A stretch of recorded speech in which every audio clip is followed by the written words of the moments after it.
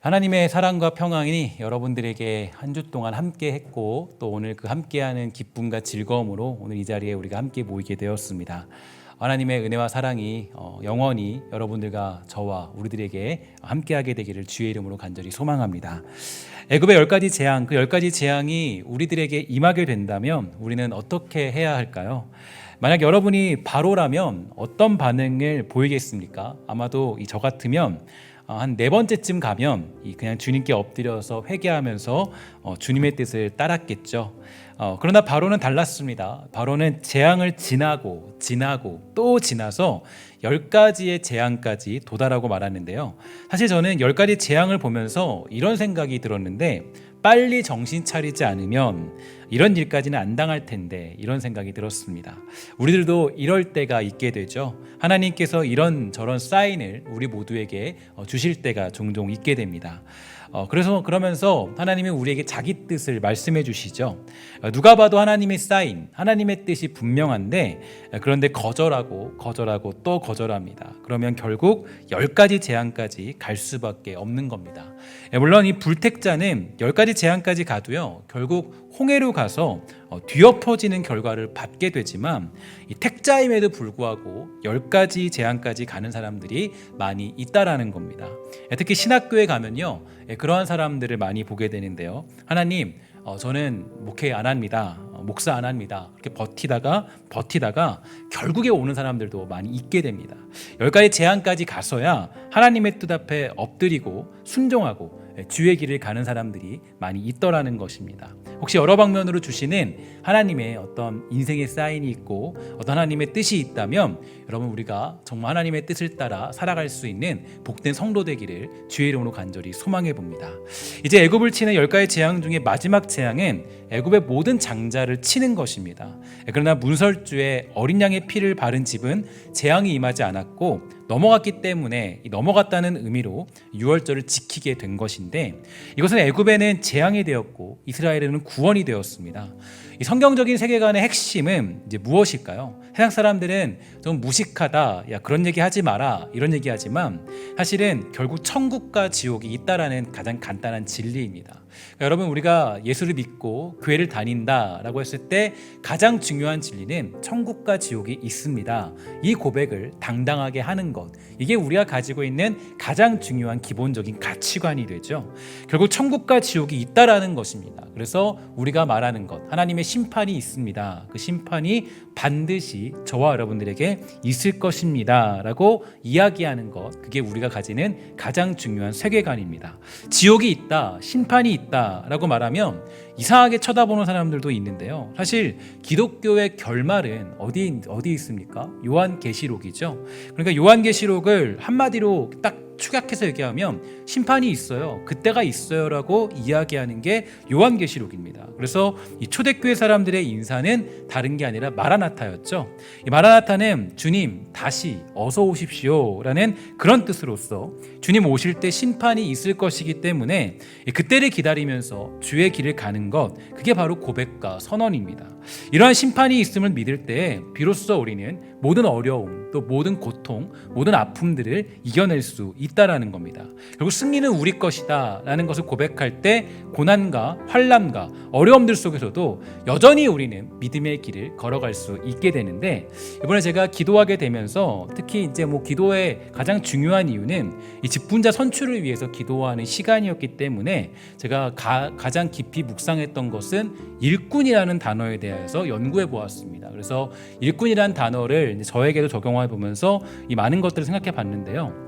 일단 내가 하나님께 일꾼이라고 부름받았다라는 것에 대해서 아주 깊은 인사이트와 연구를 하게 되었습니다. 일단 이 사도 바울이 이 고린도 교회 교인들에게 충성된 일꾼이 되어라 라고 말씀을 주셨는데, 그렇게 말하게 된 배경이 있었습니다. 그 배경은 당시의 교회가 이런저런 소란이 있었고 또 파가 갈라지고 분파가 갈라지는 일이 벌어졌거든요.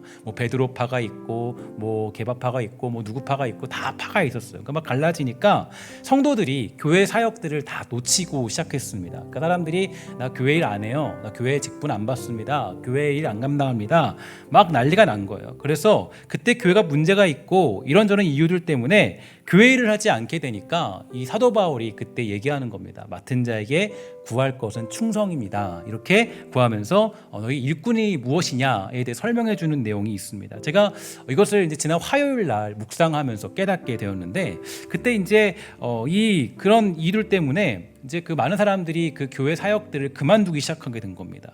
그리고 중요한 것은 사탄은 이 교회 공동체를 교묘하게 이간질시킬 뿐 아니라 나아가서 주의 일을 놓아버리게 만들도록 그렇게 만드는 역할들도 하고 있다는 것을 알게 되었습니다.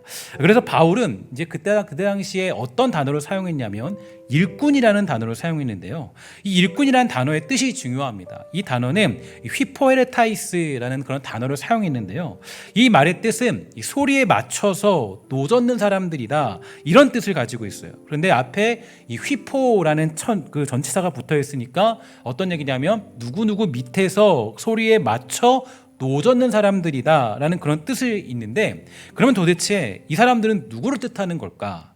그들은 바로, 여러분 혹시 이런 거 보셨을지 모르겠습니다. 옛날에는 이 큰 배가, 전쟁 중에 큰 배가 움직일 때 이 배 아래서 이 북소리에 맞춰서, 그러니까 북을 딱딱 치면 그 아래서 노를 저는 사람들이 있어요. 노를 저는 사람이 있는데 바로 그 사람들이 바울이 사용한 일꾼이라는 단어에 염두에 둔 사람들입니다. 그러니까 중요한 것은, 그러니까 이 북소리를 땅땅 치면 그 사람들이 뭐예요? 노를 젓는 사람들, 그 사람들이 바로 일꾼이라는 단어에 해당되는 사람들이죠. 근데 사실 그 사람들은 누구냐 보면 당시 로마 시대 사람들 가운데 이 노예 역할을 하는 사람들이었습니다. 이 노예들은 북소리에 맞춰서 노를 젓게 되는 거죠. 그러니까 북소리가 울릴 때마다 자기의 어떤 그런 모든 것들을 다 뒤로 한 채 그냥 그 북소리가 울리면, 땡땡하고 울리면 그냥 어떤 상황과 모든 것들을 다 뒤로 한 채 그 노를 젓는 게 그들의 역할이 되는 겁니다. 그래서 자기의 어떤 상황과 모든 것들을 다 뒤로 한 채 어쨌든 북소리가 울리면 일단은 노를 젓는 거죠. 한 가지 중요한 약속이 있어요. 그러니까 어떤 약속이 있냐? 이들에게 주어진 약속은 이 전쟁이 끝나면 이 배가 그 전쟁을 항군을 하고 행진을 하고 전쟁이 끝나게 되면 그 노를 젓는 괴로움과 모든 슬픔들을 다 뒤로 한 채 바로 자유의 몸이 되고 그 배의 승리가 곧 바로 자기의 승리가 된다라는 한 가지 약속은 가지고 그가 그 노를 젓게 되는 거죠. 그것이 바로 노를 젓는 노예, 곧 바울이 사용한 일꾼이라는 단어의 그런 의미였습니다. 그래서 우리가 하나님의 일을 하는 것도 이런저런 생각과 이유를 다 가져다 대다 보면요, 사실 안 되는 것 투성이죠. 사실 정말 할 수 없는 게 투성입니다. 그래서 우리가 사실 그것은 일꾼의 자세라고 볼 수는 없다라는 거죠. 일꾼은 어떤 얘기냐? 북소리에 맞춰서 일단은 가는 거예요. 힘들어도 어려워도 노를 젓는 것, 그게 바로 일꾼의 자세이고 역할입니다. 주의 일이 그렇습니다. 하지만 한 가지 약속이 있죠. 지금 우리가 하는 일에는 반드시 주님의 승리가 있다라는 겁니다. 이거 믿고 살아가는 거예요. 상황과 환경과 그거 가지고 살아가는 것이 아니라 일단 북소리가 땡땡 울리면 우리는 그 북소리에 맞춰서 주의 일을 감당하게 되는 겁니다. 결국 우리가 일꾼으로 부름받아서 쓰임받고 그 힘들고 모진, 때로는 억울한 그 길을 갈 수 있는 것도요, 어떤 이유가 있냐면 바로 승리의 날이 있기 때문이에요. 그러니까 우리가 심판이 있다, 마지막이 있다, 그 영원한 날이 있다, 반드시 우리가 그 날이 있기 때문에, 그래서 우리는 주의 교회를 위해 헌신하는 것이고 또 자기 열정을 드리고 시간과 물질과 힘을 쏟는 것입니다. 주의 일은요, 합리적으로 하는 것이 아니더라고요. 합리적으로 하지 않아요. 괜찮은 때, 좋을 때에 하는 것이 아닙니다. 우리가 어디 괜찮은 때가 있습니까? 좋은 때가 있어요. 제가 보니까요, 저도 참 놀라운 일을 발견했는데, 너무 놀라운 일이에요. 제가 이제 사실 이 3일 동안 금식 기도를 하고 하면 되게 거룩해지잖아요. 거룩해지고 또 말씀도 많이 묵상하고 그러잖아요.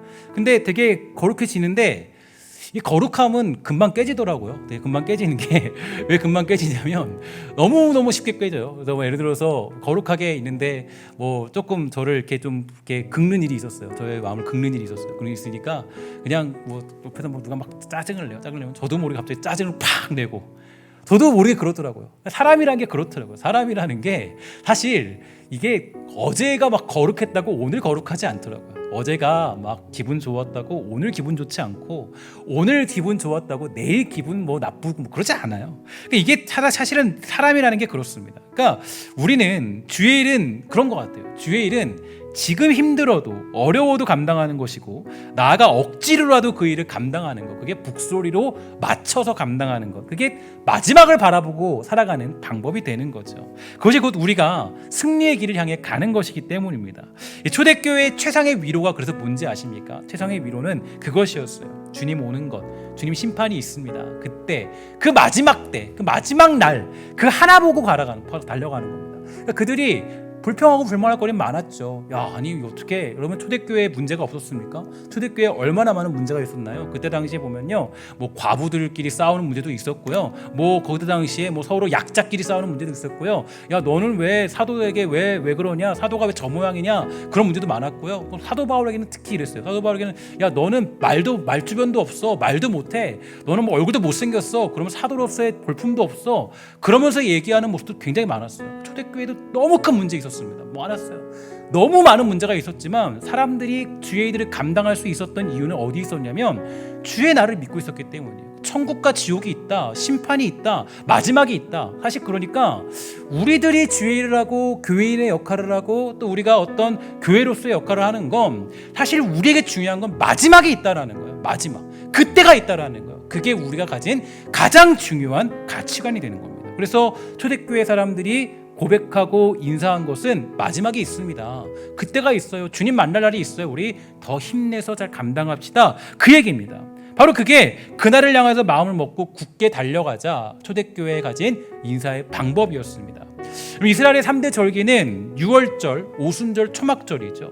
오순절은 모세가 시내산에서 10계명을 받은 것을 기념하는 명절이고, 초막절은 이스라엘이 광야에서 방황하던 것을 기억하기 위한 명절이고, 유월절은 바로 오늘 우리가 보는 본문의 내용처럼 출애굽하기 전에 애굽의 바로가 계속적으로 하나님의 명령을 거역하자 하나님께서는 10가지 재앙 중에 마지막 재앙을 내리시는데 애굽의 장자가 다 죽어버리는 재앙입니다. 그러나 이 문설주의 어린 양의 피를 바른 이스라엘 백성은 살아남게 되었고, 이 구원을 기념하는 것이 바로 유월절이 되었습니다. 그러면 이 유월절 사건을 통해 하나님께서 우리에게 주시고자 하는 메시지는 과연 어떤 걸까요? 3가지로 살펴보기를 원하는데요. 첫 번째로 유월절은 이 새로운 시작을 의미합니다. 유월절은 애굽에 있는 모든 장자가 다 죽는 것입니다. 그것은 이스라엘 백성들에게도 예외는 아니었는데, 하지만 하나님의 명령에 따라서 그 피를 문지방과 기둥에 바른 사람들, 이 사람들은 그 죽음을 면할 수가 있었습니다. 이 말을 다른 식으로 표현하면요, 이 누군가에게는 죽음이 되지만 누군가에게는 새로운 생명의 시작입니다. 그래서 유월절을 계기로 그들의 달력이 바뀌게 되는데요, 이 달력이 바뀌었다는 것은 이 삶의 기준점이 바뀌었다라는 것을 의미하고 있죠. 그러니까 새로운 역사, 새로운 생명이 시작된 겁니다. 다시 말해서 이제 애굽에서 벗어나서 이스라엘 백성들은 새로운 역사의 시작으로 들어가게 되었다라는 것을 의미합니다. 오늘날 우리도 마찬가지예요. 우리들의 새로운 시작은요, 바로 예수 그리스도를 만났을 때부터입니다. 고린도후서 5장 17절 우리 한번 함께 읽도록 하겠습니다. 시작. 그런즉 누구든지 그리스도 안에 있으면 새로운 피조물이라, 이전 것은 지나갔으니 보라 새 것이 되었도다. 아멘. 그러니까 새 것이 된 거죠. 우리는 새로운 인생이에요. 그러니까 새롭게 살아야 돼요. 그동안에 있었던 애굽의 달력, 애굽의 계산법을 다 버리고 이제는 유월절이 기념하는 건 이제 내가 새로운 인생이 되었다. 이제 그동안은 내가 이 땅의 현실을 보며 살았던 인생이지만 이제는 내가 저 천국과 저 심판이 있다라는 것을 믿고 살아가는 사람으로 변화되었다. 이게 바로 우리가 애굽의 달력을 버리고 새로운 달력을 가지고 살아가는 인생의 모습이 되는 겁니다. 예수 그리스도를 만나면 우리는 새로운 삶, 새로운 인생을 살아야 되는 거예요. 이유는 간단해요. 새로운 생명을 얻었기 때문이에요. 그러니까 우리는 새로운 생명을 얻은 거죠. 유월절은요, 아까도 말씀드렸지만 누군가에게는 죽음이었어요. 죽음이죠. 그런데 반대로 누군가의 생명이에요. 생명. 그러니까 우리는 새로운 생명을 얻은 거예요. 그래서 에베소서 2장 1절 이렇게 얘기합니다. 허물과 죄로 죽었던 너희를 살리셨도다 라고 얘기하고, 골로새서 2장 13절 또 범죄와 육체의 무할례로 죽었던 너희를 하나님이 그와 함께 살리시고 우리의 모든 죄를 사하시고. 그러니까 우리는 예수를 믿었다고 하면요, 이건 여러분들과 제가 이렇게 생각하면 돼요. 나는 새로운 생명을 얻었구나. 나는 새롭게 새로운 생명과 새로운 인생이 되었구나. 이제 그동안 내가 가지고 있던 모든 가치관과 세계관은 버리고 이제 내가 새로운 세계관과 새로운 인생관으로 살아야 되는구나. 그래서 제가 아까 9시 예배도 얘기했지만 그 애굽의 가치관은요, 불평과 불만의 시대예요. 그런데 그 불평과 불만에 빠지면 가나안 땅에 절대 못 들어갑니다. 들어갈 수가, 하나님이 들여보내 주진 않아요. 그러니까 이게 우리가 어떤 이전의 사고방식을 가지고는요, 하나님이 주시는 축복과 복의 자리에 들어갈 수가 없게 돼요. 어린 양의 피가 이스라엘을 구원하였듯이 예수 그리스도의 보혈의 피가 우리를 구원하였고, 유월절 어린 양의 피가 이스라엘 백성들의 새로운 역사의 시작을 만들었던 것처럼 예수 그리스도의 십자가의 보혈이 우리의 새로운 역사를 만들어 준 것이죠. 그러니까 이제 우리는 애굽에서 벗어나서 새로운 역사를 향해 가는 겁니다. 애굽의 달력을 버리고 예수 그리스도의 달력을 따라 가는 거죠. 주님이 우리에게 정해주신 계획과 섭리와 그 일하심과 주님이 말씀해 주신 그 나라와 영광, 그 심판의 날을 향해 우리는 달려가는 거예요. 6월절 이전에 이스라엘 신분은 뭐였어요? 노예였잖아요. 그러나 이제는 그들은 6월절 이후부터는 자유민이 된 거예요. 자유민. 다시 말해서 하나님의 백성이 된 것입니다. 이처럼 예수를 믿는 건 우리의 신분이 완전히 바뀐 것을 의미하는 거죠. 그럼에도 불구하고 예수를 믿는 사람들 중에 아직도 애굽에 거하려는 사람들이 많이 있어요. 사실 여러분 출애굽할 때 보면요, 그들이 얘기해요. 백성들이 뭐라 그러냐면, 야, 차라리 우리 애굽에 가서 있는 게 더 낫지 않냐. 여기 광야에 있느니 애굽으로 좀 나 좀 돌려보내주면 안 되겠니? 이런 사람들 되게 많이 있어요. 그러니까 우리가 예수를 믿으면서도 아직도 애굽에 거하고 사는 사람들이 되게 많이 있습니다. 그러니까 내가 지금 새로운 달력을 가지고 이제 뭐 살아야 되는데 아직도 애굽의 달력을 따라서 살려고 하는 경우가 많이 있는 거죠. 우리는 그것을 버려야 되는 거예요. 그럼 혹시 아직도 애굽의 달력을 가지고 있습니까? 그러면 주님께서 주신 새로운 달력을 따라 살아가십시오. 이제 애굽의 바로의 말을 들을 필요가 없습니다. 그들에게 주목할 필요가 없어요. 우리의 주인은 바로 왕이 아니라 이제 우리는 새로운 생명을 주신, 훗날 우리를 심판하시고 또 우리에게 천국과 지옥을 우리에게 완성시켜서 우리에게 허락해 주실 그 예수 그리스도가 우리의 왕되심을 여러분의 입술로, 여러분의 삶으로 고백하는 주의 백성, 신성의 권속이 다 되기를 주의 이름으로 간절히 축원합니다. 이게 우리의 너무 중요한 믿음의 고백이죠. 우리는 그분의 명령에 귀 기울이고 살아가는 거예요. 그것이 새로운 생명을 받은 사람들이 가야 될 길입니다. 오늘 저와 여러분들이 아직도 여기 숨겨놓은 이 속주머니에 숨겨놓지 않았어요? 애굽의 달력? 야, 이거 며칠인가? 야, 이거 아직 지금 내가 6월절을 지나서 우리 지금 원래는 6월절 지나 새로운 달력을 가지고 살아야 되는데 아직 지금 또 애굽 달력 가지고 바로왕 생일이 언젠데, 그죠? 아니 바로왕이 정한 어떤 그런 날이 언젠데, 여러분 그러면 안 됩니다. 우리 예수 그리스도의 달력을 따라 살아가는 거예요. 두 번째로 6월절은요, 구원이 오직 주님께 있음을 선포하는 거죠. 애굽은 당시로 따지면 최고의 나라였습니다. 그래서 술법사들 및 많은 능력을 가진 사람들이 즐비했죠. 하지만 결국 하나님이 일으키신 재앙을 막지도 못했을 뿐 아니라 마지막 재앙인 장자의 죽음을 막지 못했고, 더군다나 이 바로 왕, 최고의 사람이죠. 이 바로 왕의 장자의 죽음도 막지 못했어요. 그러니까 그들은 실패했습니다. 실패한 거죠. 생명을 지키려 했지만 결국의 생명은 하나님 것이다 라는 게 온천하에 드러나게 된 겁니다. 착한 사람도 있었겠죠. 여러분 애굽에 착한 사람이 없었을까요? 있었겠죠. 선량한 시민 있었을까 없었을까요? 있었겠죠. 이웃을 돕는 사람 있었겠죠. 뭐 나는 좀 그래서 좀 착해. 그래서 아니면 좀 이렇게 지나가다가 인사성 밝은 사람들 있었겠죠.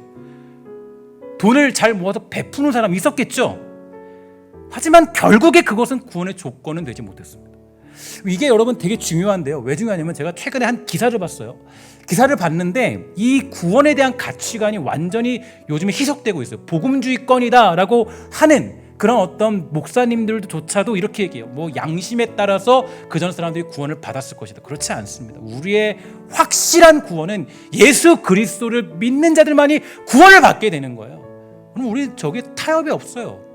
그런데 요즘에 너무나도 무서운 시대가 되어버렸어요. 너무 쉽게 타협을 해요. 이전 사람들은 양심에 따라서 구원을 받고 그렇지 않아요. 예수 그리스도로 말미암아 우리는 구원받는 거예요. 이거는 정해진 거예요. 그래서 요즘에 보면은 기독교의 진리를 공격하는 일들이 많이 일어나죠. 소위 그런 주장이 매우 관용적이고 매우 진보적이고 매우 나는 똑똑하고 이런 걸로 어떤 자기를 무장하는 사람들이 있는데요. 그럼 우리는 정확하게 보고 있죠. 이 분명히 출애굽 사건 보면 나타나고 있어요. 거기도 나름대로 선량한 민족이 있었을 거 아니에요. 뭐 소위 말해서 뭐 애굽에도 좋은 가문이 있잖아요. 뭐 애굽에도 좋은 가문이 있을 거 아니에요. 뭐 정말 이 가문은 정말 뭐 예를 들어서 베푸는 가문이었어. 이 가문은 뭐 양심이 투철한 가문이었어. 이런 가문 있잖아요. 그런 거 조건이 안 돼요.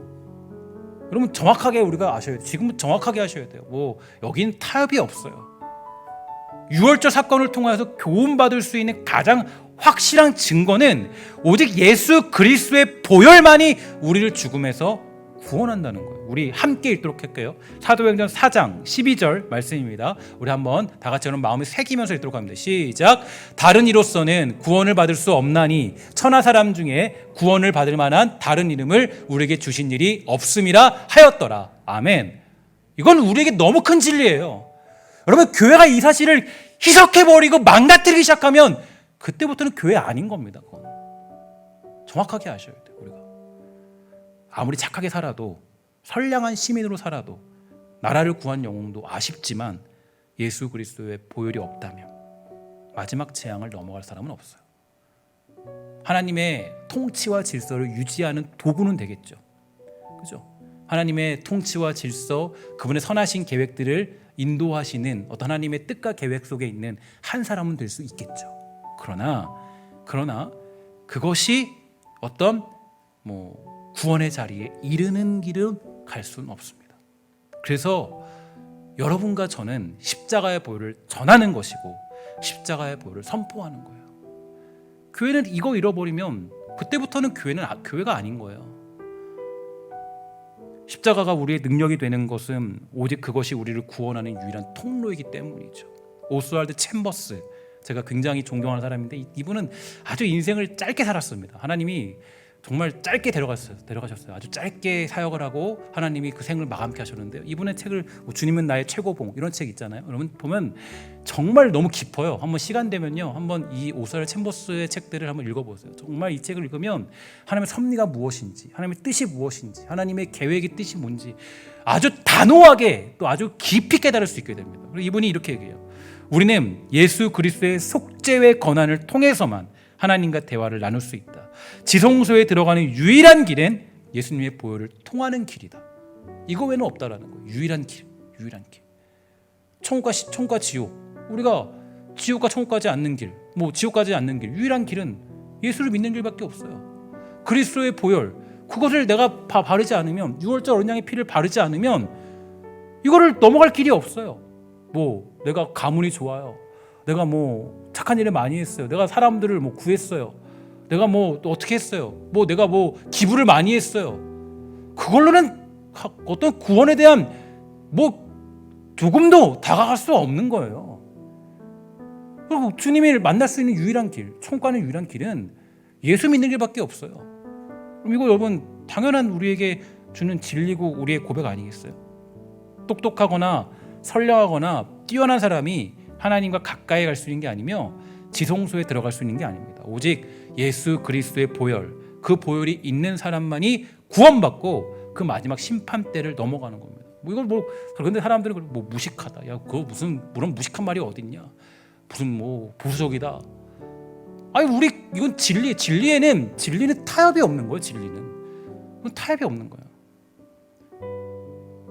그래서 그리스도의 보혈이 있는 사람이 구원받고 그 마지막 심판대를 넘어가는 겁니다. 그러므로 오늘 우리는 이 십자가의 능력을 전해야 되는 거고, 강단에서 교회에서 우리들의 교제와 삶 속에서 십자가의 보혈이 뿌려지기만을 소망해야 되는 겁니다. 오늘 우리 신성교회가 이 진리의 고백을 강력하게 선포하는 복되고 그런 믿음의 교회 되기를 주의 이름으로 간절히 소망합니다. 마지막 세 번째, 유월절은 다 같이 들어가겠습니다. 시작. 유월절은 기념하며 살아야 한다는 것입니다. 유월절에 이게 사실 제일 중요한 단계 중에 또 하나예요. 그러니까 사실 그 두 번째 단계까지는 드러난 사실입니다. 드러난 사실. 그러니까 이거는 드러난 행위와 사실인데요. 이게 이제 세 번째가 중요한 거는 이제 여기 속 깊은 의미죠. 소위 말해서 속 깊은 의미. 왜 유월절을 지켜야 되냐?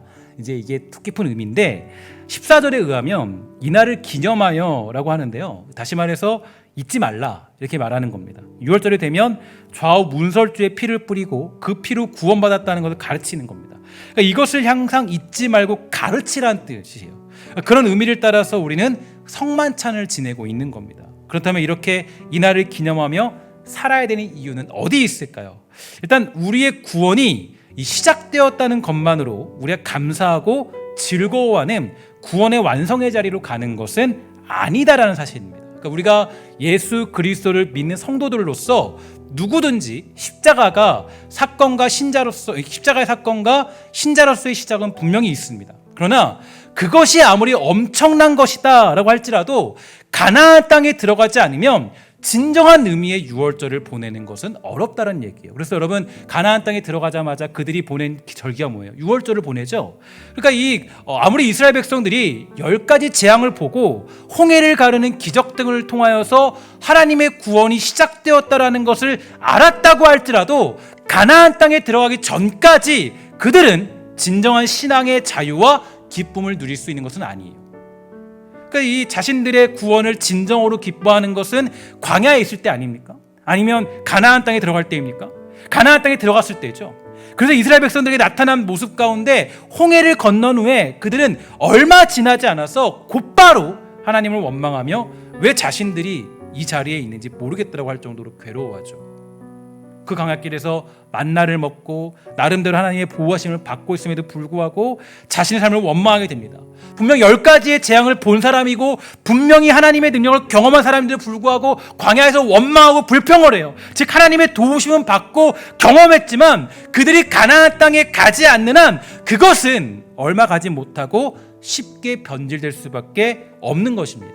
그러니까 우리가 그냥 회심하고 주님 만났다라는 사실로 우리의 구원을 종결지어버리면 진정한 신앙의 기쁨과 자유와 능력을 누리지 못하게 되는 거예요. 그러므로 우리는 신앙의 진정한 완성적인 땅이고 궁극적인 길로 가야만 되는데 이 신앙의 유익과 즐거움 그리고 그 평안을 누릴 수 있는데 그것은 무엇으로 가능하냐 하면 바로 온전하게 예수 그리스도를 의지할 때만이 가능하게 되는 거예요. 그러면 근데 너무 재밌는 게 이 이스라엘 백성들이 예수 그리스도를 의지하게 되는 장면, 그때가 언제인지 아세요? 광야에서는요 그런 장면이 안 나와요. 언제 등장하냐면 여호수아 5장에 가면요 뭐가 등장하냐면 여호와의 군대 대장이 여호수아 앞에 나타나게 되는 모습이 나오는데 바로 그 군대 대장이 성자 하나님을 의미하죠. 그러니까 그리고 그 군대 대장과 함께 여호수아는 여리고성을 무너뜨리고 가나안 땅을 점령하기 시작합니다.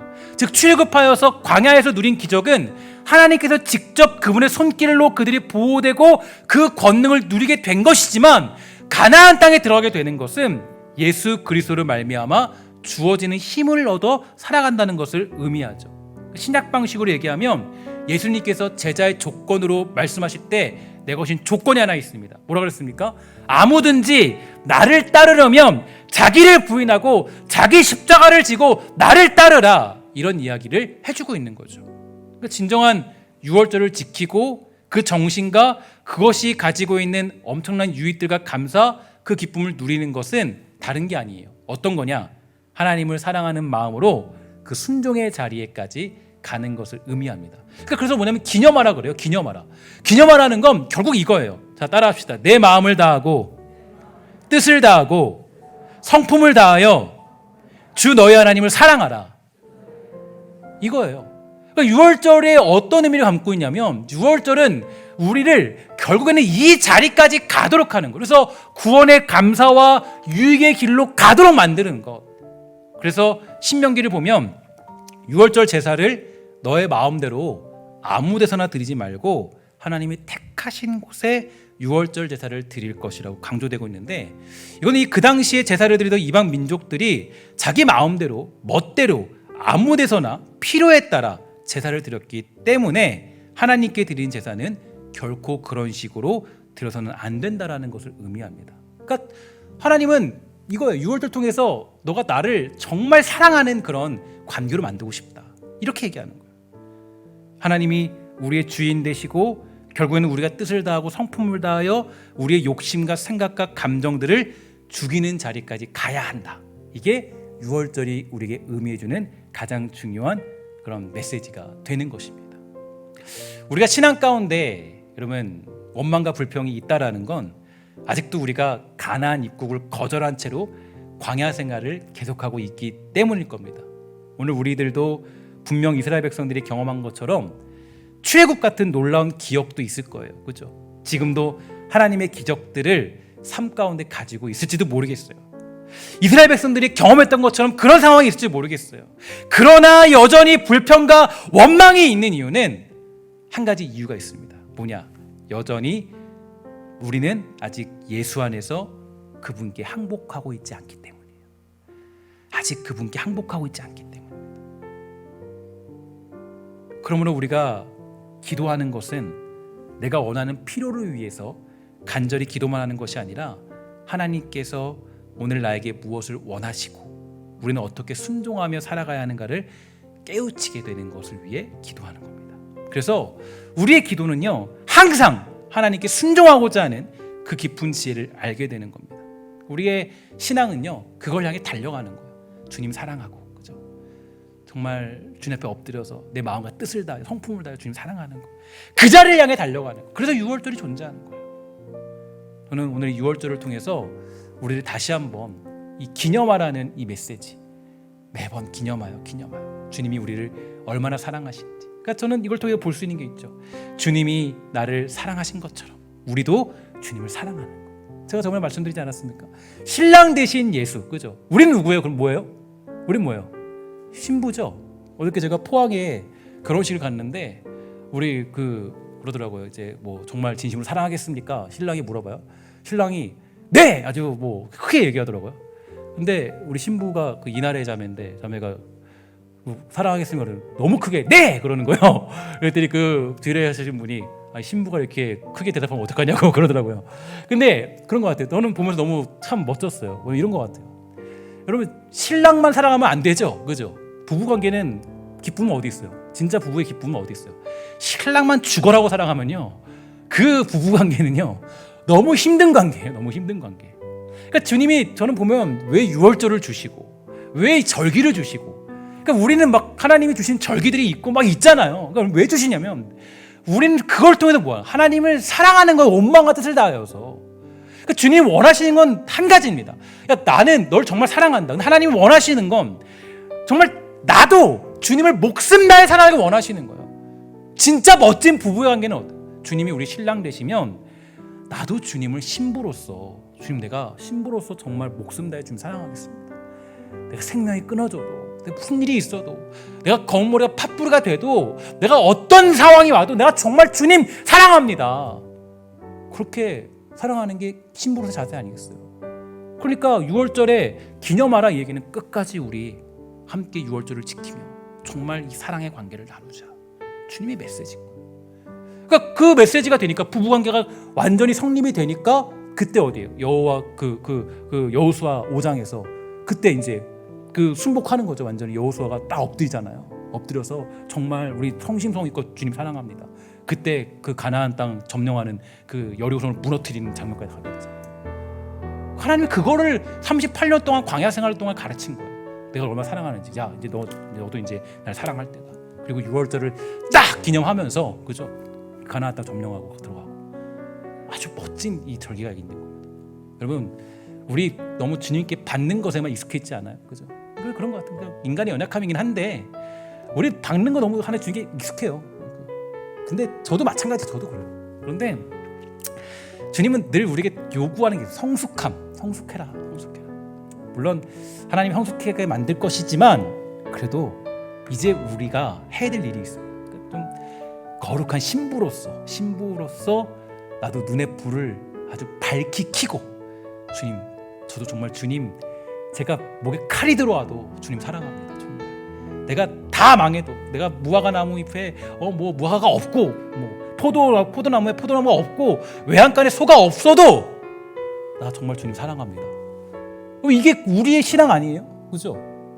나 다 없어도요, 나 주님 사랑할게요. 정말. 이게 우리의 고백 아니겠어요? 근데 주님, 나 이것도 없는데 내가 주님 사랑을 해야 되나요? 말아야 되나요? 나 이거 없는데 주님 내가 사랑할까요 말까요? 이거는 아니겠죠. 휴일절이 왜 주어졌냐? 이걸 통해 주님 사랑하라고 주어진 거예요. 다시 한번 우리 사랑하는 주의 백성들과 신성의 권속들이 정말 신랑으로서 주시는 하나님의 유익, 또 한 가지 신부로서 누리는 그 놀라운 유익을 우리가 회복하고 누릴 수 있는 아름답고 복된 우리 신성의 권속 믿음의 사람이 다 되기를 주의 이름으로 간절히 소망합니다. 함께 기도하도록 하겠습니다. 하나님 감사합니다. 사랑하는 제 백성들 모두가 정말 주님과 맺은 부부로서의 관계, 신랑과 신부로서의 기쁨과 즐거움을 누릴 수 있도록 허락하여 주시옵소서.